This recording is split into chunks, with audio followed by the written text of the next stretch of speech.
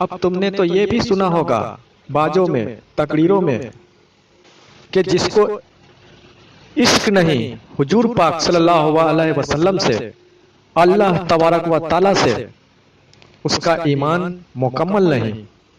سنتے ہو نا، سنتے ہو کہ نہیں، کہ جس کو عشق نہیں حضور پاک صلی اللہ علیہ وسلم سے، اللہ تبارک و تعالی سے، اس کا ایمان مکمل نہیں۔ یہ عشق محبت ایک دوائی کی طرح ہے، دوائی کی طرح ہے، اسے صرف سنتے ہو نا، لیتے تو نہیں ہو نا۔ اب عشق اور محبت آتا کہاں سے ہے؟ زبان سے تعلق تھوڑی ہے عشق کا، محبت کا۔ محبت عشق کا تعلق تو دل سے ہے، اور دل میں اپنے قلب میں دنیا بٹھائی رکھی ہے، دنیا داری بٹھائی رکھی ہے، اور زبان سے کہتے ہو کہ ہم اللہ اور اس کے رسول سے محبت کرتے ہیں، ولیوں سے محبت کرتے ہیں۔ یہ مکاری ہوئی نا، یہ مکاری ہوئی۔ عشق محبت کا تعلق دل سے ہے، اور دل میں تو دنیا بٹھائی رکھی ہے، دنیا داری بٹھا رکھی ہے، بیوی بچوں کو بٹھا رکھا ہے، بٹھا رکھا ہے نا۔ اور زبان سے کہتے ہو کہ اللہ سے محبت کرتے ہیں، رسول سے محبت کرتے ہیں، ولی اللہ سے محبت کرتے ہیں، تو یہ سراسر مکاری ہوئی نا، ہوئی کہ نہیں مکاری؟ دل میں تو نہیں ہے نا اللہ سے محبت، عشق، اس کے رسول سے محبت، عشق، ولی اللہ سے محبت، عشق نہیں ہے نا دل میں۔ اور دراصل محبت کا تعلق ہی دل سے ہے، عشق کا تعلق ہی دل سے ہے، اور دل میں تو محبت عشق ہے ہی نہیں۔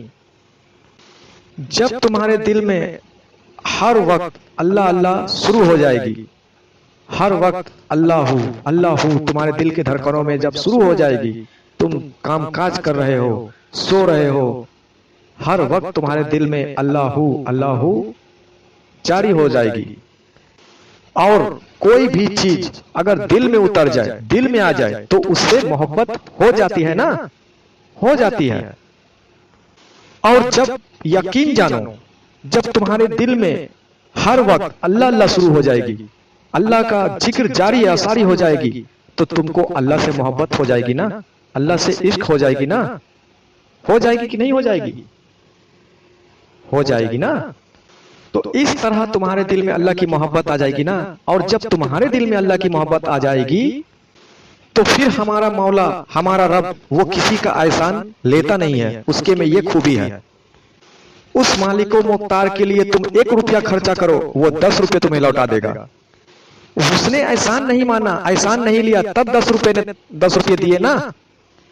پھر تم اس رب کے لیے تم 1 نیکی کرو، وہ 10 نیکی کا ثواب دے دیتا ہے، اور پھر تم اس کے لیے تم تھوڑی سی محبت تم اس سے کرو گے نا، تو وہ 10 گنا تم سے محبت کرتا ہے۔ تو وہ میرا مالک، میرا مالک و مختار، ہمارا رب، تم اگر اس سے محبت کرو گے نا، تو وہ بھی تم سے محبت کرے گا، اور وہ جس سے محبت کرتا ہے نا، تو وہ ایک دن اپنے اس بندے کو دیکھتا ہے پیار سے، اور بڑے ہی پیار کے نظروں سے دیکھتا ہے، بہت ہی پیار سے وہ اپنے اس بندے کو دیکھتا ہے جب وہ محبت کرتا ہے۔ اور جس دن اللہ نے تم کو پیار کی نظروں سے دیکھ لیا، تو پھر وہ محبت نہیں، پھر وہ عشق ہو جائے گی، عشق۔ پھر جب عشق آ جائے گا نا، تو پھر محبت ہٹ جائے گی، پھر عشق آ جائے گا، تو پھر میں تیرا اور تو میرا۔ اور یقین جانو، جن لوگوں نے اپنے اندر محبت، عشق پیدا کی ہے نا، تو ان لوگوں نے اسی طریقے سے پیدا کیا ہے اپنے رب سے، اپنے حضور پاک صلی اللہ علیہ وسلم سے۔ جن لوگوں نے محبت، عشق پیدا کی ہے نا، تو وہ لوگ اسی طریقے سے پیدا کیا ہے۔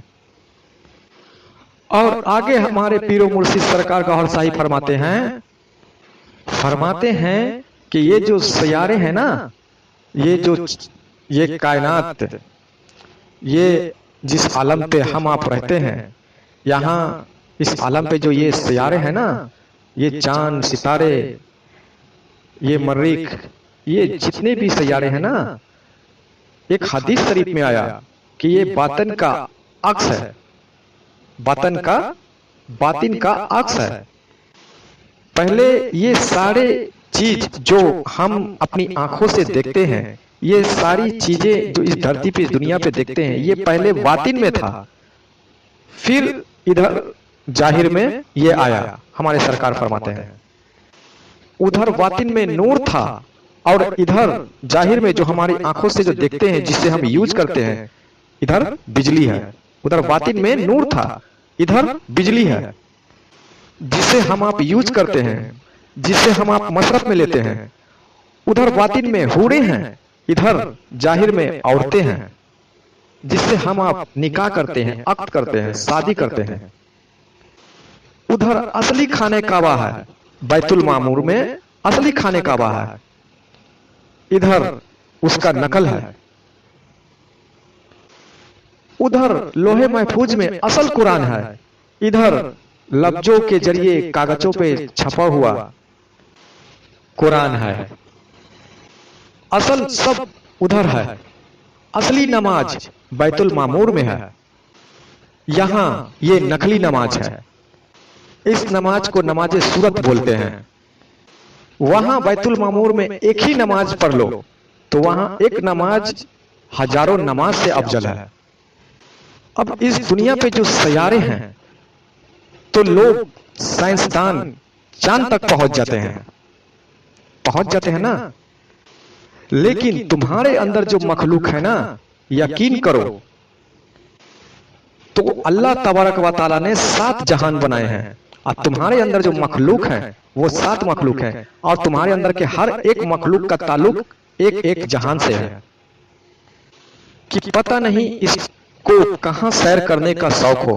अगर इसको आलमे मलकूत में सैर करने का शौक हुआ तो ये बंदा अपने अंदर के लतीफा कल्ब जो मखलूक है, इस मखलूक को ताकतवर कर लेगा और ताकतवर करने के बाद आलमे मलकूत का सैर कर लेगा। और फिर अगर आलमे जबरूत में जाने का शौक हुआ, वहां की सैर करने का शौक हुआ, तो फिर इस बंदे के सीने में दाहिने साइड में लतीफा रूह है, उस लतीफा रूह को ताकतवर कर लेगा अल्लाह के जिक्र और फिक्र से। जब लतीफा रूह ताकतवर हो जाएगी तो फिर वो लतीफा रूह आलम जबरूत का सैर कर लेगी। अगर लाहूत में जाने का शौक हुआ तो लतीफा सिद्दी को ताकतवर कर लेगा। और अगर तुझे शौक हुआ कि अल्लाह को देखूं तो तू अपने अंदर के लतीफा अना को ताकतवर कर लेगा ना, तू अपने लतीफा अना को ताकतवर कर लेगा जो तेरे पेशानी में है एक लतीफा। तो तुम्हारे अंदर 7 मखलूके हैं, इसी तरह 7 जहान हैं। तो जब तुम्हारा पहला लतीफा कल्ब तुम्हारे अंदर का बेदार होता है और वो पहली बार वो निकल कर आलम मलकूत में जाता है, तब हजरत अल्लामा इकबाल ने देखा कि मैं आलम मलकूत में पहुंच गया। तब हजरत अल्लामा इकबाल ने फरमाया कि मोहब्बत मुझे उन जमानों से है सितारों पे जो डालते हैं कमान। अब ये शेर सोचने वाली बात है ना, हाथों से सितारों पे कमान थोड़ी डाली जाती है। हाथों से तो सितारों के ऊपर कमान नहीं डाली जा सकती है ना, नहीं डाली जा सकती। इस शेर के पीछे एक बातनी रहस्य है। दरअसल इस शेर के पीछे का रहस्य ये है कि जब तुम्हारे अंदर की निकलेगी वो मखलूक बेदार होने के बाद, तो वो सितारों पे पहुंचेगी ना। तुम्हारे अंदर की वो चीज, वो मखलूक निकलेगी, वो सितारों पे पहुंचेगी ना। ये है इस शेर का मतलब। हमारे इस दुनिया की बिजली की रफ्तार है 1,92,000 एक सेकंड में, और नूर की रफ्तार है 6 करोड़ मिली सेकंड में। समझे? 6 करोड़ मिली सेकंड में। तो फिर जब तुम्हारी मखलूक बेदार होकर ऊपर पहुंच जाएगी ना, दूसरी आलम में पहुंच जाएगी ना, सितारों पे पहुंच जाएगी ना, तब फिर अल्लामा इकबाल ने फरमाया कि सितारों से आगे एक जहां और भी है, अभी इश्क की इंतहा और भी है। मतलब ये कि तू आगे भी जा सकता है, इश्क तक पहुंच सकता है इस रूह के जरिए अपने अंदर को बेदार करके। और ये तेरे अंदर मखलूक हैं, 7 मखलूक हैं जिसके जरिए तू वहां पहुंच सकता है। ये थी अल्लामा इकबाल के शेर का मतलब।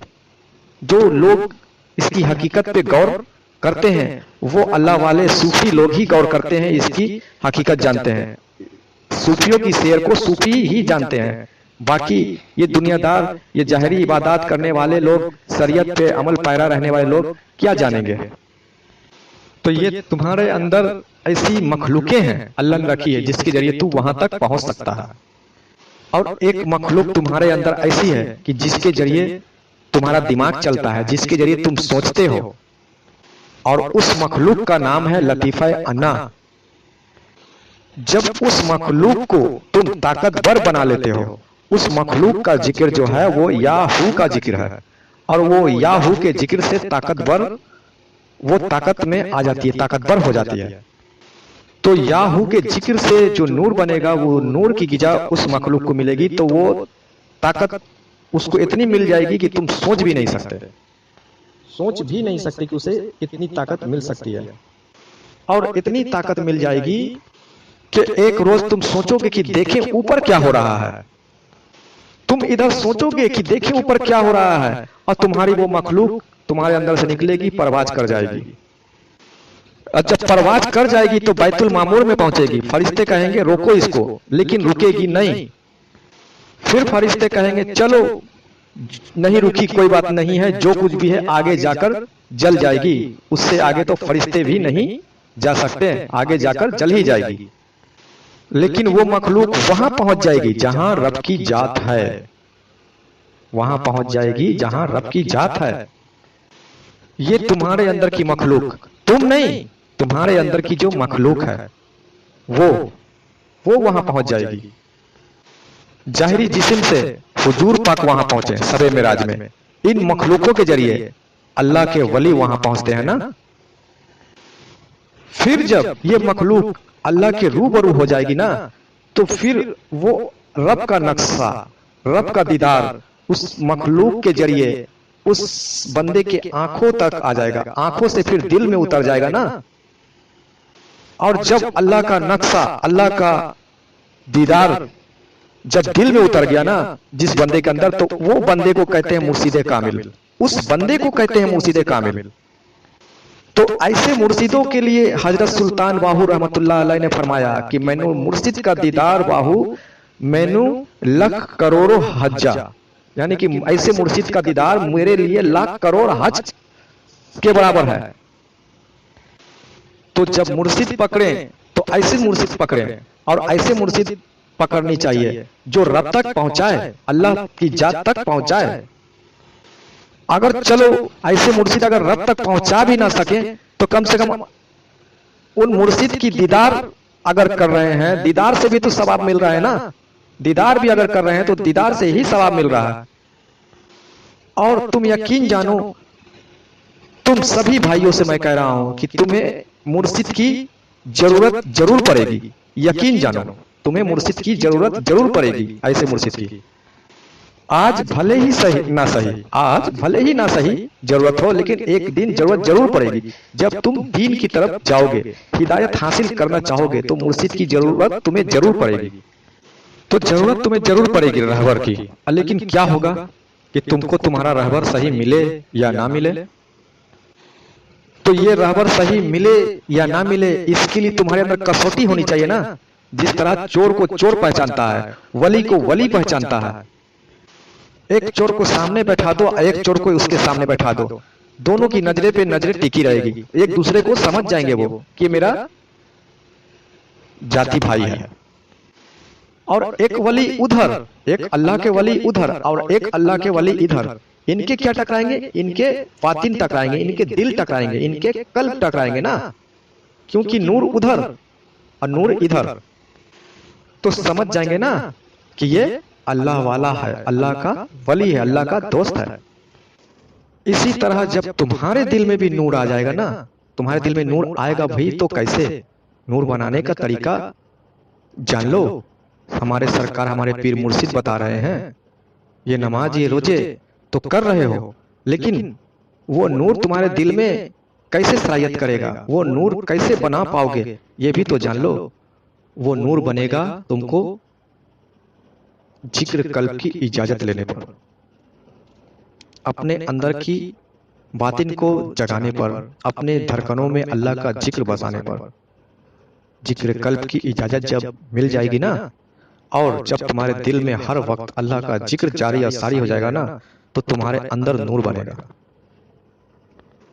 تو جب ذکر الہی تمہارے دھڑکنوں میں چلنے لگے گا تو تمہارے اندر نور بنے گا. اور جب تمہارے اندر نور آئے گا نا تو پھر تم خواجہ غریب نواز کے دربار چلے جانا یا غوث پاک کے دربار چلے جانا.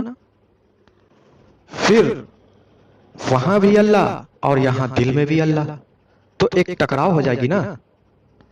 اور جب ٹکراؤ ہو جائے گی نا تو تمہارے دل کی دھڑکن زور زور سے اللہ اللہ کی صدائیں سے گونجے گی, دھڑکے گی. تو پھر سمجھ جانا کہ یہ مرد کامل ہے. یہ کسوٹی تمہارے اندر بھی ہونی چاہیے نا. یہ کسوٹی ہمارے سرکار دے رہے ہیں, بتا رہے ہیں کہ تمہارے اندر ہونی چاہیے کہ تم کسی اللہ والوں کو, اللہ کے ولی کو کیسے پہچان سکتے ہو. یہ کسوٹی ہونی چاہیے نا. تو تمہارے دل میں بھی اللہ اور ادھر بھی اللہ. تو پھر سمجھ جانا کہ یہ مرد کامل ہے. یہ کسوٹی ہونی چاہیے تمہارے اندر بھی. اسی طرح تم کسی دوسرے دربار پہ چلے جانا, وہاں بھی اللہ, تمہارے اندر بھی اللہ. یہ پہچان کسوٹی ہے. اسی طرح تم پھر اپنے مرشد کے پاس چلے جانا. اگر جو